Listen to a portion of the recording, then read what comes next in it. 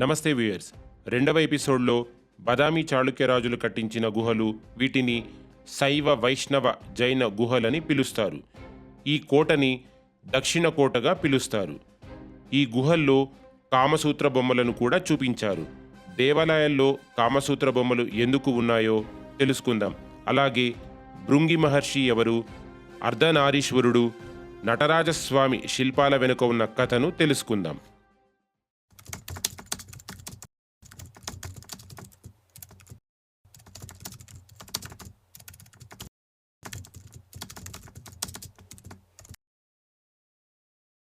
George Michael రచించిన బాదామి, ఐహోళే, పట్టడకల్ ఈ మూడు రాజధానులు, వీళ్ళ సామ్రాజ్యం, చాళుక్యుల సామ్రాజ్యం గురించి ఒక పుస్తకాన్ని రాశాడు.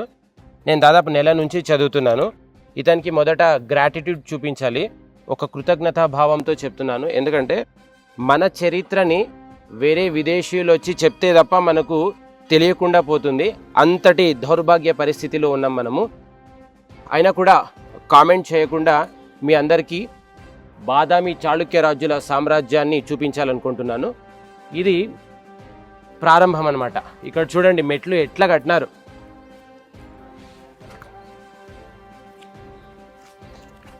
ఇది మొదటిది శైవ గుహ. 6 నుండి 8వ శతాబ్దంలో ఈ గుహల్ని చాళుక్య రాజులు కట్టించారు. మొత్తం ఉలి సుత్తితో చెక్కారు. ఈ గుహలన్నీ అప్పట్లో ఎదురుగ్గా కనిపించే కొండ బండలాగా ఉండేవి. అక్కడ కనిపిస్తుంది చూడండి, అవన్నీ కట్టించిన గుడులు. ఆ గుడులన్నీ కట్టే సమయంలో కంబం, విగ్రహం తీసేయచ్చు, రీబిల్డ్ చేయొచ్చు. ఇప్పుడు కూడా తీసి పేర్చొచ్చు. ఈ గుహలు అలా కాదు. ఈ గుహలన్నీ చెక్కే సమయంలో కంబం లేదా విగ్రహం భిన్నమైతే, ఏమైనా వికారమైతే ఇది మైనస్సు.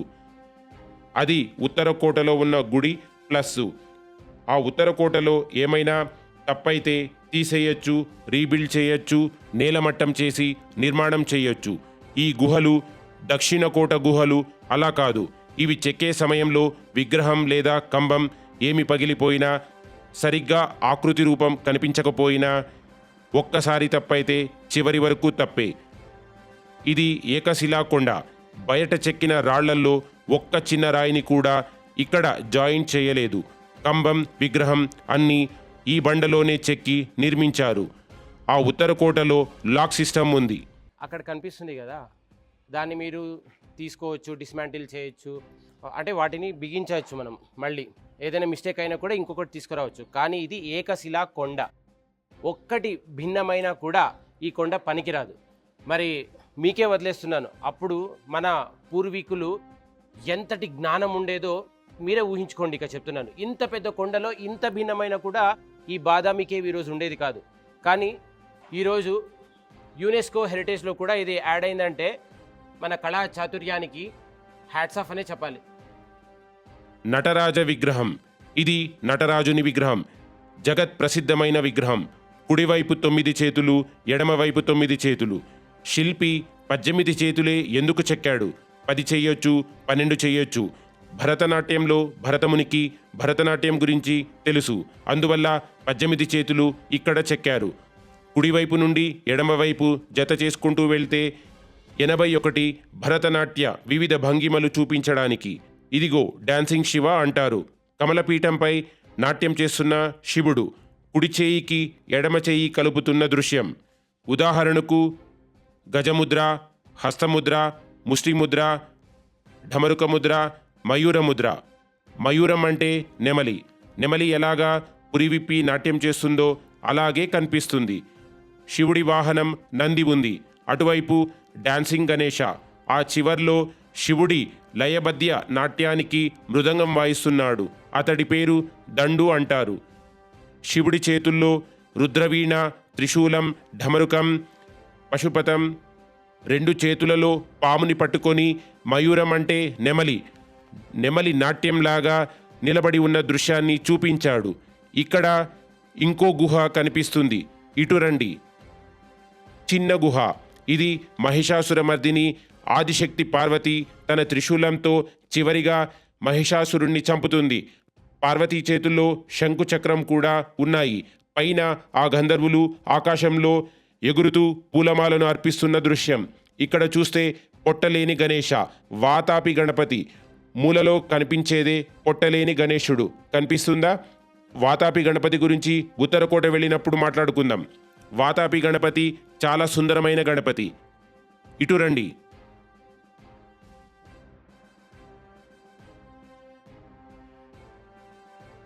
अर्धनारीश्वर विग्रह हाफ शिवा हाफ पार्वती. అర్ధనారీశ్వర విగ్రహం, half Shiva half Parvati. Half శివుణ్ణి చూడండి, పై ఎత్తి కట్టిన జటామకుటం, అర్ధచంద్రుడు, చేతిలో పరుసు, నాగుపాము. శివుడు వేసుకునే బట్టలేంటి? పులి చర్మం. తొడ మీద కనిపిస్తుంది చూడండి, పులి చర్మం కనిపిస్తుంది కదా. ఇటువైపు సగం కిరీటం, కమలపూ మొగ్గు, చేతిలో గాజులు, కంకణం, గొలుసు. ఇక్కడ ఆఫ్ పార్వతి. పార్వతి పక్కన నిలబడ్డ దాసి పార్వతికి సేవ చేస్తున్న ఆభరణాలు పెట్టెను పట్టుకొని ఉంది. ఇటువైపు శివుడి వాహనం నంది, భృంగి మహర్షి. ఈ ఋషిని చూస్తే ఎముకల గూడులాగా ఉన్నాడు కదా. ఈ ఋషికి ఒక కథ ఉంది. ఏంటి ఆ కథ? కైలాసంలో దేవదేవతలు, ఋషులు, శివపార్వతులు పిలిచి పూజా పునస్కారాలు చేసి పునీతులయ్యారు. శివగణాలలో ఒకడైన ఆ భృంగి మహర్షి కేవలం శివభక్తుడు. శివుణ్ణి కాక దేవతల్ని, ఏ దేవుణ్ణి పూజించేవాడు కాదు. శివపార్వతులు నిలబడి ఉన్నప్పుడు కేవలం శివుడి చుట్టూ నమస్కరిస్తాడు. పార్వతికి పూజ చేయడు. పార్వతి ఇతనిపై కోపంతో, ఎంత అహంకారం నీకు! ఇతని దేహంలో రక్తమాంసాన్ని లాగేస్తుంది. తండ్రి నుండి వచ్చేది ఎముకలు, తల్లి నుండి వచ్చేది రక్తమాంసం. నువ్వు తల్లిని పూజించినప్పుడు ఇదెందుకు అని రక్తమాంసాన్ని తీసి శివుడికి చెప్తుంది. నిండు సభలో నీ భక్తుడు ఆ భృంగి మహర్షి నాకు అవమానం చేశాడు. వాడి చేతుల మీదుగా నేను పూజ చేయించుకోవాలి. నేను నీ అర్ధాంగిని. నీ దేహంలో అర్ధభాగాన్ని ఇవ్వు. హాఫ్ శివ హాఫ్ పార్వతి అర్ధనారీశ్వరులు అయ్యారు. మరుసటి రోజు భృంగి మహర్షి ఎముకల దేహంతో వస్తాడు. అక్కడ హాఫ్ శివ హాఫ్ పార్వతిని చూస్తాడు. ఎలా పూజ చేయాలని తన తపోశక్తితో ఒంటికాలితో నిలబడి, ఆ తపోశక్తితో ఒక గొంగళి పురుగు అయ్యి శివుడి నాభిలో నుంచి వెళ్ళి వెనక వచ్చి కేవలం శివుడికే అర్ధ ప్రదక్షిణ వేస్తాడు. అప్పుడు పార్వతికి మరింత కోపం వస్తుంది. అతనికి శక్తి లేకుండా శపిస్తుంది. శక్తి లేక నిలబడలేకుండా ఉండిపోయాడు. నడవలేక పడిపోయాడు. భృంగి తన తప్పు తెలుసుకొని శివుణ్ణి ఆశ్రయించాడు. శివుడు ఆయనకు 3వ కాలు ఇచ్చాడు. తన శివభక్తి మెచ్చిన పార్వతి అతన్ని కరుణించింది, ఆశీర్వదించింది. పైన కనిపిస్తున్న గంధర్వులు ఆకాశంలో ఎగురుతూ పూలమాల వేస్తున్నట్టుగా ఫోటోలో చూసి ఉంటారు, లేదా సినిమాలో చూసి ఉంటారు. నిజమైన కథ.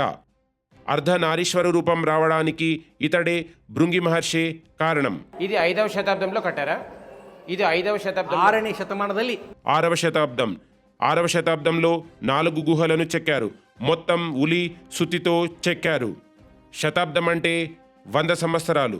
ఇప్పుడు నడుస్తుంది 21వ శతాబ్దం. పైన కమల పుష్పం, గంధర్వులు. కింద ఉన్నవేమిటి? మళ్ళీ చెప్తాను. పైన కమల పుష్పం, గంధర్వులు, వాళ్ళ చేతిలో విద్యాధర ఖడ్గం. మళ్ళీ శివపార్వతి కళ్యాణం. ఇక్కడ రండి. శివపార్వతి కళ్యాణం. అంత చిన్న స్పేస్లో ఎలా చెక్కారయ్యా మీరు? బ్రావో! ఈ ప్రాణి పేరు యాలి, కాల్పనిక ప్రాణి. దీన్ని యాలి అని పిలుస్తాం. ఇలాంటి ప్రాణి ఉండకపోవచ్చు. ఏనుగు ముఖంలో మనిషి బొమ్మ చిత్రం. ఇది కూడా ఆ ఏనుగు ముఖం, మనిషి బొమ్మ. యాలి మన పురాణంలో కనిపించే ఒక జంతువు. ఇది సింహం తల, శరీరం, ఏనుగు తొండం, దంతాలు కలిగి ఉంటాయి. గుర్రం లక్షణాలు ఉన్నట్టుగా కనిపిస్తాయి. ఏనుగు నోటిలో మనిషి చిత్రం, సింహం చిత్రం ఉన్నాయి. ఇక్కడ చూడండి. ఇక్కడ శివుడి చేతిలో ఉండే ఢమరుకం. ఇది రథచక్రం. ఇక్కడ టైర్ గుర్తొచ్చిందా? బైకులకి వేసే టైర్. మనం ఏమి డిజైన్ చేసినా ఫ్యాషన్ అయిండొచ్చు, ఏమైనా అయిండొచ్చు. ఏది కొత్తది కాదు, అన్నీ పాతవే. ఇది మొత్తం ఏకశిల. బయట తెచ్చి ఏమీ జాయిన్ చేయలేదు. కంబం, విగ్రహం అన్నీ ఈ మూలమైన బండలోనే చెక్కారు. అక్కడ ఒక నంది కనిపిస్తుంది చూడండి. భిన్నమైన నంది. ఏదో దేవాలయంలో ఉండేది, డ్యామేజ్ చేశారు. వేరే దేవాలయంలో ఉన్న నందిని ఇక్కడ శివుడికి ఎదురుగ్గా పెట్టారు. ఈ కంబాలు అన్నీ మంచిగా కనిపిస్తాయి. ఇటువైపు చూడండి. కంబం చూడండి ఎలా కనిపిస్తుందో. చూస్తే సగం చెక్కారు, సగం చెక్కలేదు. అలా కాదు, ఈ సగం కూడా చెక్కారు. బహుశా పూజ చేయకూడదని కొట్టేశారు. నిధి కోసం పగలకొట్టుండొచ్చు. ఇవన్నీ పగలకొట్టారు. ఎక్కడెక్కడ డ్యామేజ్ ఉందో అక్కడ సిమెంట్రీ ప్యాచ్ వర్క్ చేశారు. ఇది చాళుక్యుల కాలం నాటిది. రండి లోపలికి వెళ్దాం. ಸರ್ ಈಗ ಇವೆಲ್ಲ ಕಾಮಸೂತ್ರ ದೃಶ್ಯ సార్, ఇవన్నీ కామసూత్ర దృశ్యాలు. మన సనాతన దేవాలయాల్లో గుళ్లపైన ఎందుకు చూపించారు?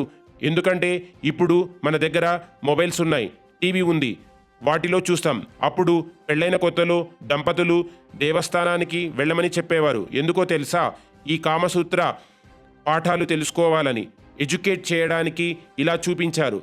అన్నిటికీ గురువు ఉంటాడు, వీటికి మాత్రం గురువు ఉండడు. గురువు లేని విద్య కామసూత్ర విద్య. ఇదొక భంగిమ. ఓకే, ఇక్కడ చూడండి, ఇదొక భంగిమ. ఇక్కడ కనిపిస్తున్నది ఇదొక భంగిమ. మరొక భంగిమ, ఇక్కడ ఒకటి, పైన చూడండి మరొకటి. ఓకే, మరొకటి. సో ఇది ఇక్కడ మీకు కనిపిస్తున్నది గురువు లేని విద్య. అప్పుడు ఎలా చెప్పాలి ప్రజలకి అంటే, ఇలా బొమ్మల మీద చెక్కారు. మీరు అన్నమయ్య సినిమా చూస్తే కామిగాక మోక్షగామి అని చెప్పి అంటారు. అంటే మీకు అన్నమాచార్యులు తన మరదళ్లతో నడుచుకుంటూ వస్తూ ఆపాద మస్తకాన్ని చూసి తరించాలని అని అంటాడు. అప్పుడు వెంకటేశ్వర స్వామి వచ్చి వాళ్ళతో ఒక చిన్న ఆర్గ్యుమెంట్ నడుస్తుంది. అప్పుడు గుడికి తీసుకెళ్ళి చూపిస్తాడు. ఇంతకన్నా పరితపించే ఒక యోగం ఉంది, చూస్తావా అని చెప్పి. సో మీరు ఆ సినిమా చూడండి, మీకు తెలుస్తుంది. నైస్ మెసేజ్ ఇచ్చాడు. సినిమాటిక్ లిబర్టీ తీసుకొని రాఘవేంద్రరావు గారు తీసినా కూడా నిజ జీవితంలో అలా జరగలేదు. బట్ కానీ ఒక సినిమాటిక్ లిబర్టీ అంటాం దాన్ని మనం. 6వ శతాబ్దంలోనే ఈ కామసూత్రాన్ని ఇక్కడ ఈ బొమ్మలని ఇక్కడ చెక్కారు. ఇది శివలింగం. కొత్తగా కట్టిన గుళ్లకు ప్రదక్షిణలు ఉంటాయి. ఇక్కడ బయట నుండి ప్రదక్షిణలు చేయాలి. నిరంతరం ఇలాగే ఉంటుంది. ఏకశిల, బయట నుండి ఏ రాయి తెచ్చి ఇక్కడ చేర్చలేదు. ఈ విగ్రహానికి ఇక్కడ ఉన్న బండరాతితోనే చెక్కారు. ఇక్కడ చూస్తున్నది కిన్నెర అని పిలుస్తాం. కిన్నెర, యాలి. ఇక్కడ కుబ్జగణాలు అంటే మరుగుజ్జులు. ఇక్కడ చూడండి కామసూత్ర. రండి ముందుకు వెళ్దాం. ఈ ట్రాన్స్లేషన్ మొత్తం కన్నడలో ఉండడం వల్ల అతని యాక్సెంట్ రూపంలోనే తెలుగులో చెప్తున్నాను. మీకు ఏదైనా సందేహాలు ఉంటే కామెంట్లో చెప్పండి. నేను ఖచ్చితంగా గైడ్ని అడిగి నేను మీకు రిప్లై ఇస్తాను. అంతేకాకుండా ఈ శైవ గుహం మొత్తం చూసాం కదా, భృంగి మహర్షి కథ, అర్ధనారీశ్వరుడు, 81 నాట్య భంగిమలు, అలాగే కామసూత్ర భంగిమలు, వీటి గురించి ఇవన్నీ చూస్తుంటే మీకు ఏమనిపిస్తుంది? ఇంకా ఏమైనా సందేహాలుంటే కామెంట్ సెక్షన్లో చెప్పండి. సార్, మనం లోపల నుండి నిలబడి చూస్తే గర్భగుడిలో శివలింగం ఉంది. అక్కడ చూసిన వెంటనే చెప్పేస్తాం శివాలయం అని. బయట నుండి నిలబడి చూస్తే చెప్పచ్చు శివాలయం అని. ఎందుకంటే శివుడి ద్వారపాలకులు ఇక్కడ ఉన్నారు. అతని చేతిలో త్రిశూలం ఉంది. భద్ర వీరభద్ర అని పిలుస్తాం. పైన శివపార్వతి, అతని వాహనం నంది. పార్వతి పైన కూర్చున్న స్టైల్ చూడండి, ఎలా కూర్చున్నారో. ఒక చెయ్యి భుజం పైన ఉంది, ఇంకొక చెయ్యి నడుం పైన ఉంది, 2 కాళ్ళు ఇటువైపు పెట్టి కూర్చుంది. అక్కడ చూస్తే ఏమనిపిస్తుంది? ఇప్పుడు భార్యాభర్తలు బైక్పై వెళ్తారు కదా, మంచిగా కనిపిస్తుంది. మనం చేసేది ఇప్పుడు ప్యాషన్ అయి ఉండొచ్చు. ఏదైనా కానీ ఏది కొత్తది కాదు, అన్నీ పాతవే. ఇటువైపు చూస్తే శివుడి వాహనం నంది, అటువైపు చూస్తే విష్ణు వాహనం ఏనుగు. లోపల దేవీ దేవతలు సమానం ఎలాగో అలాగే వాళ్ళ వాహనాలు కూడా అన్నీ సమానమే. ఇక్కడ కూడా ఒక కామసూత్ర భంగిమ ఉంది. ఇవన్నీ కామసూత్ర భంగిమలు. ఇటువైపు వెళ్దాం పదండి. ఇక్కడ కనిపిస్తున్నది వీరభద్రుడు అనమాట. పోతన వీరభద్ర విజయం రాశాడు.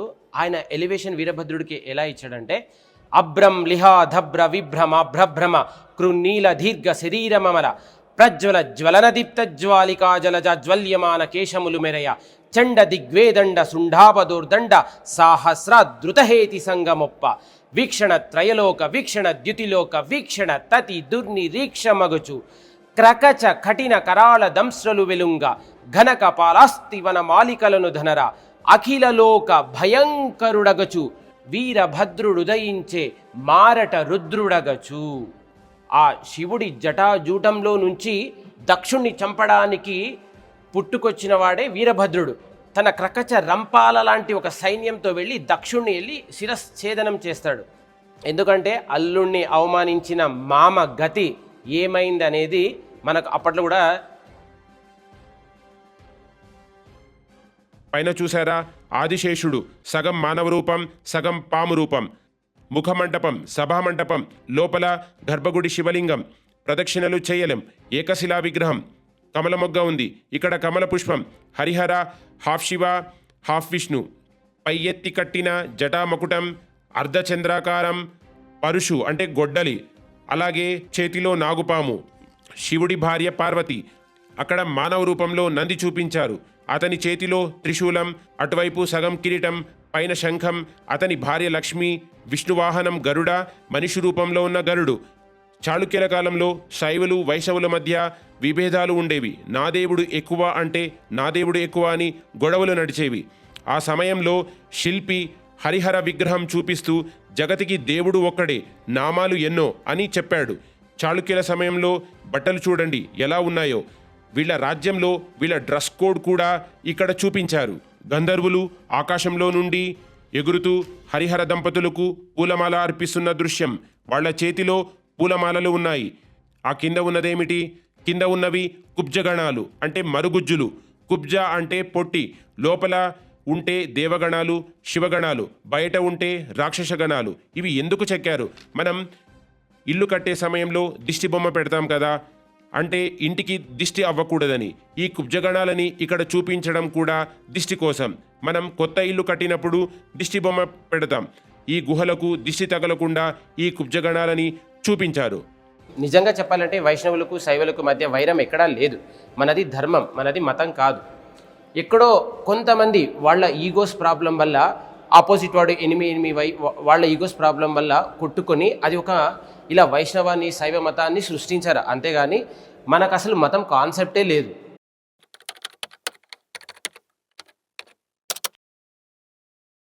ఆది వరాహపు ఆకారం ఏం చెప్పాడు కదా. అసలు నాకైతే నా జోబిలో 2 చేతులు పెట్టుకొని ఇలా నడుచుకుంటూ వెళ్ళిపోవాలని ఆయన రాసిన లిరిక్స్కి అసలు హ్యాట్స్ ఆఫ్. నమస్కారం చేయాలనిపిస్తుంది నాకు సిరివెన్నెల గారికి.